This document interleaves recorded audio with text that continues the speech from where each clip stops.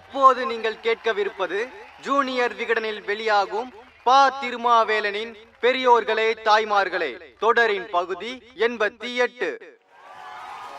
பெரியோர்களே தாய்மார்களே.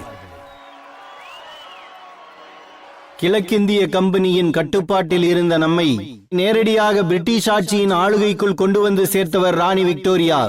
1858 ஆண்டில் வெளியிடப்பட்ட விக்டோரியா பிரகடனம்தான் பிரிட்டிஷ் ஆட்சி நிர்வாகத்துக்குள் நம்மை கொண்டு போய் சேர்த்தது. அந்த பிரகடனத்தின் 20வது பிரிவில் விக்டோரியா சில வார்த்தைகளை எழுதினார். விக்டோரியா என்ன எழுதியிருக்கிறார் என்பதை அலகாபாத் தர்பாரில் கானிங் பிரபு வாசித்தார். இப்படி சொன்னார் விக்டோரியா: இந்தியாவின் வளமே நமது வலிமை, அவர்களின் மனநிறைவே நமது பாதுகாப்பு, அவர்களுடைய நன்றியே நமக்கு சிறந்த பரிசு என்பது விக்டோரியாவின் வார்த்தைகள். திரும்ப சொல்லி பாருங்கள்: இந்தியாவின் வளமே நமது வலிமை, அவர்களின் மனநிறைவே நமது பாதுகாப்பு, அவர்களுடைய நன்றியே நமக்கு சிறந்த பரிசு. இந்தியாவுக்கே வராத, இந்திய மூச்சுக்காற்றையே சுவாசிக்காத, இந்திய விசுவாசம் இல்லாத விக்டோரியா பேசினார் நாட்டின் வளத்தை பற்றி, நாட்டு மக்களின் மனநிறைவை பற்றி, நாட்டு மக்கள் காட்டும் நன்றியின் மதிப்பை பற்றி. இன்று நம்மை ஆளத் துடிக்கும் விக்டோரியாக்களும் கானிங் பிரபுகளும் இப்படி நினைக்கிறார்களா? உள்ளார்ந்த ஈடுபாட்டுடன் நினைக்க வேண்டாம். ஒப்புக்காவது நடிப்புக்காவது இப்படி நடந்து கொள்கிறார்களா? நடந்து கொள்வதை போல காட்டிக்கொள்கிறார்களா? ஏன் அவர்கள் அப்படி இல்லை? வானத்தில் இருந்து குதித்தவர்களா இவர்கள்? இல்லை, பூமியில் பிறந்தவர்கள்தான் நம்முடைய அரசியல் தலைவர்கள். ஆனால் தேம்ஸ் நதிக்கரையின் தெய்வங்களாக தங்களை தாங்களே மகுடம் சூட்டிக் கொண்டு இருப்பது எப்படி சாத்தியமாயிற்று? இவர்கள்தான் உங்களிடம் வந்து வாக்குகளை கேட்கிறார்கள், முதலமைச்சராக்குங்கள் என்று. இந்த முதலமைச்சர் நாற்காலிக்காக எல்லா குட்டிக்கரணங்களையும் 5 வாரங்களுக்கு போடுவார்கள். 5 ஆண்டுகள் காணாமல் போவார்கள். அதை நம்ப நாம் 5 அறிவு ஜீவன் ஜந்துக்கள் அல்ல. சிரம் அறுத்தல் வேந்தற்கு பொழுதுபோக்கும் சிறிய கதை, நமக்கெல்லாம் உயிரின் வாதை என்றார் புரட்சி கவிஞர் பாரதிதாசன். மக்களின் உயிர் வதைபடுகிறது. ஆனால் ஒவ்வொரு தலைவரும் ஒவ்வொரு கட்சியும் தங்களால் முடிந்த அளவுக்கு சிரமறுத்து கொண்டிருக்கிறார்கள். அளவுகள் வித்தியாசப்படலாம், ஆனால் அளவீடுகள் மதிப்பீடுகளில் வித்தியாசம் இல்லை. இன்னும் சில நாட்களில் தேர்தல் வரப்போகிறது. ஆனால் டாஸ்மாக் கடைகளுக்கு எதிராக போராடிய மக்கள் அதிகார அமைப்பை சேர்ந்தவர்களின் மண்டையை உடைக்கிறது ஜெயலலிதாவின் போலீஸ். சென்னை உயர்நீதிமன்றத்துக்குள் புகுந்து மண்டையை உடைத்தது கருணாநிதியின் போலீஸ். குண்டாந்தடிகள் ஒன்றுதான். ஆட்கள் தான் மாறிக்கொண்டு இருக்கிறார்கள் என்றால் 5 ஆண்டுகளுக்கு ஒருமுறை நடப்பது ஆட்சி மாற்றமா, காட்சி மாற்றமா? ஒரு காலம் இருந்தது, வெவ்வேறு கொள்கைகளை கொண்ட கட்சிகள் இருந்தன. எல்லா கட்சியிலும் நல்லவர்கள் இருந்தார்கள். கொள்கைக்காக முரண்பட்டு நின்றார்களே தவிர கொள்ளைக்காக அல்ல. திராவிட இயக்கத்தில் சர்பிடி தியாகராயர், தேசிய இயக்கத்தில் ஜி. சுப்பிரமணிய ஐயர், பொது உடைமை இயக்கத்தில் மாவே சிங்காரவேலர். காலம் மாறுகிறது. திராவிட இயக்கத்தில் தந்தை பெரியார், தேசிய இயக்கத்தில் ராஜகோபாலாச்சாரியார், பொது உடைமை இயக்கத்தில் தோழர் ஜீவா. காலம் மாறுகிறது. திராவிட இயக்கத்தில் பேரறிஞர் அண்ணா, தேசிய இயக்கத்தில் பெருந்தலைவர் காமராஜர், பொது உடைமை இயக்கத்தில் பி. ராமமூர்த்தி. காலம் மாறுகிறது. திராவிட இயக்கத்தில் கருணாநிதி, தேசிய இயக்கத்தில் MP சுப்பிரமணியம், பொது உடைமை இயக்கத்தில் M. கல்யாணசுந்தரம்.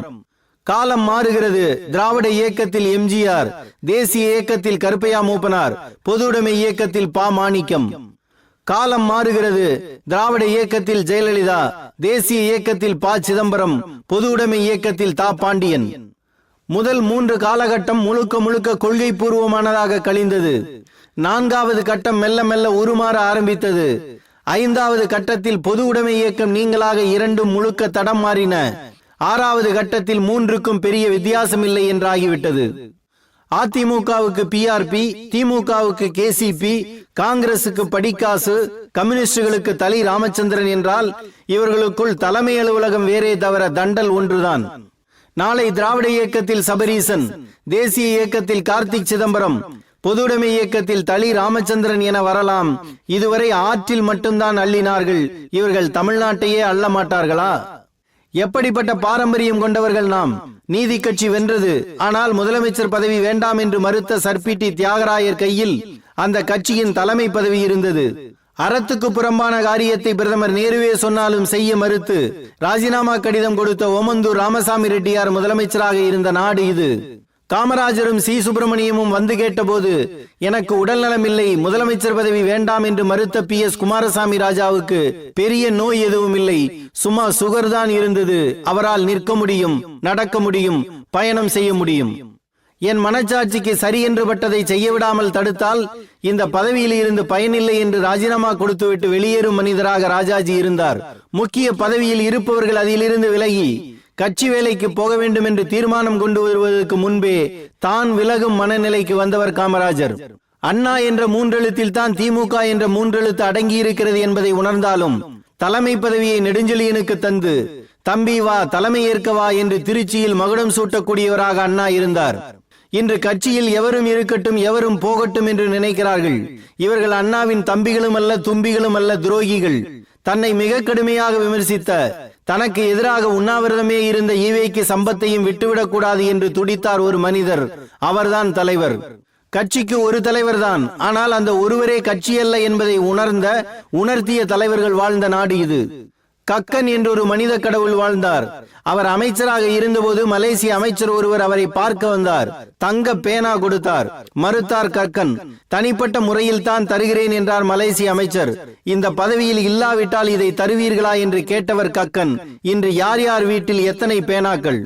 திருவொற்றியூர் சந்தையில் 150 ரூபாய்க்கு மாடு வாங்கிவிட்டு அதற்கு பில் வாங்கி வர சொல்லி, பில் இல்லாவிட்டால் மாட்டை திருப்பி அனுப்பிவிடுவேன் என்று சொல்லி ரெவின்யூ ஸ்டாம்ப் ஒட்டி மாட்டுக்காரனிடம் கையெழுத்து வாங்கி அரசாங்கத்திடம் கணக்கு காட்டியவர் கக்கன்.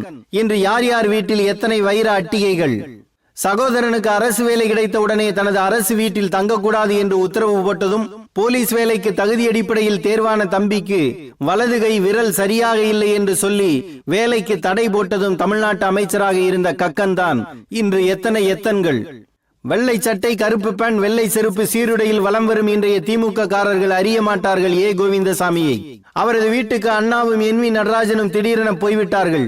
ஒரே ஒரு நாற்காலி தான் இருந்தது. அண்ணா உட்காருகிறார். ஒரு சின்ன முக்காலி கிடந்தது. அதில் என்வி நடராஜன் அமருகிறார். பனை ஓலை விசிறியால் வீசுகிறார் கோவிந்தசாமியின் மனைவி. சுற்றுமுற்றும் பார்க்கிறார் அண்ணா. 2 முறை எம்எல்ஏவாக இருக்கும் கோவிந்தசாமியின் வீடு இதுதானா என்று மனத்துக்குள் நினைத்துக் கொள்கிறார் அண்ணா. வாருங்கள் மந்திரி பதவி தருகிறோம் என்று காங்கிரஸில் இருந்து அழைப்பு வந்தபோது அண்ணாவும் நாவலரும் கலைஞரும் பிரச்சாரம் செய்ததால் வென்றவன் நான், அதனால் காங்கிரஸ் கட்சிக்கு வரமாட்டேன் என்று சொன்னவர் ஏ கோவிந்தசாமி. ராமசாமி படையாச்சியார் அழைத்த போது நட்பை விட கொள்கைதான் முக்கியம் என்று முடிவெடுத்தவர் ஏ கோவிந்தசாமி. நெடுஞ்செழியனின் நெருங்கிய நண்பர் இவர். ஆனால் நெடுஞ்செழியனா கருணாநிதியா என்று போட்டி வந்தபோது கருணாநிதிதான் திறமைசாலி என்று முதலில் கணித்தவர் ஏ கோவிந்தசாமி. நான் ஏழையாக பிறந்தேன், ஏழையாக வாழ்ந்தேன், ஏழையாகவே இறக்கிறேன் என்று சொல்லிவிட்டு ஏ கோவிந்தசாமி சாகும் போது அவர் தமிழ்நாட்டின் விவசாய அமைச்சர். இந்த கோவிந்தசாமி தான் ஒரு இளைஞர் வீட்டுக்கு நள்ளிரவில் போய் கதவை தட்டி, திண்டிவனத்தில் உனக்கு வேலை வாங்கி தந்துள்ளேன் என்று அழைத்து போனார். அந்த இளைஞர் யார் தெரியுமா? இன்று பாட்டாளி மக்கள் கட்சியின் நிறுவன தலைவராக இருக்கின்ற டாக்டர் ராமதாஸ். சமூகத்தில் படித்த இளைஞர் இருந்தால் அவரை தேடி சென்று வேலைவாய்ப்பு உத்தரவுகளை கொடுத்த அரசியல்வாதிகளும் தமிழ்நாட்டில் தான் இருந்துள்ளார்கள். மயக்கும் மந்திர சொல்லும், நளினமான நறுக்கு தமிழும், கிறக்கும் உடல் அமைப்பும் வனப்பும் கொண்ட நாவுக்கரசர் நாஞ்சில் மனோகரன் இறக்கும் போது வருவாய்த்துறை அமைச்சர். அவருக்கு 4 வாரிசுகள். அப்பாவின் அரசியல் வாசனை இல்லாமல் வளர்ந்தவர்கள். தமிழ்நாட்டில் வேலை பார்த்தால் மந்திரி மகன் என்பதற்காக வேலை கிடைத்தது என்று நினைத்து விடுவார்கள் என்பதற்காக மும்பைக்கு போய் தானே வேலை தேடி சேர்ந்தார் மாற்றுத்திறனாளியான அவரது மகன். நினைத்திருந்தால் அவரது வாரிசுகள் எம்எல்ஏவாக வந்திருக்க முடியும், வரவில்லை. அதற்காக அரசியலை விட்டு அப்படியே ஒதுங்கிவிட்டார்களா? இல்லை. நாஞ்சிலார் இறந்து 16 ஆண்டுகள் ஆகிவிட்டன. ஆனால் இன்னமும் அவர் வீட்டின் முதல் 2 அறைகள் திமுகவின் அலுவலகம் போல செயல்பட்டு கொண்டிருக்கின்றன. கட்சி நமக்கு என்ன செய்தது என்று அவர்கள் பார்க்கவில்லை. பதவிக்கு வந்ததும் யார் யாரோ உதவியாளர்களாக வருவார்கள், பதவி போனதும் போய்விடுவார்கள். 17 வயது பையனாக நாஞ்சிலார் வீட்டுக்கு வந்து நாஞ்சிலார் இறப்புக்கு பிறகும் அவர்களது குடும்பத்திலேயே இருந்து கட்சி, இயக்கம், கொள்கை, கருணாநிதி, ஸ்டாலின் என்று வாழும் சின்னி கிருஷ்ணனை போல எத்தனையோ அடித்தளங்கள் அரசியலில் உண்டு. இந்த அடித்தளத்தில் தான் எல்லா இயக்கங்களும் இருக்கின்றன. இவர்களது மூச்சு காற்றை தான் தலைவர்கள் சுவாசித்துக் கொண்டிருக்கிறார்கள்.